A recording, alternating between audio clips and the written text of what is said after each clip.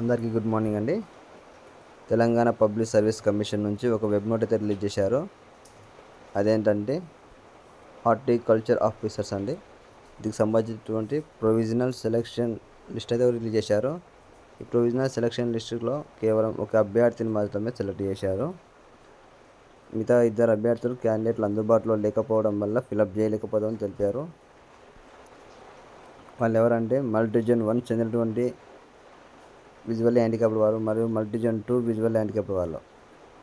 అంటే visually handicapped వాళ్ళు అంటే మల్టీజన్ 1 కానీ మల్టీజన్ 2 కానీ మల్టీజన్ 1 మల్టీజన్ 2 క్యాండిడేట్లు అందుబాటులో లేకపోవడం వల్ల విజువల్లీ హ్యాండిక్యాప్ సంబంధించినటువంటి అభ్యర్థులను ఎంపిక చేయలేకపోయాము.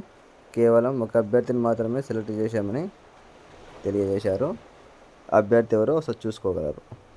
Thank you.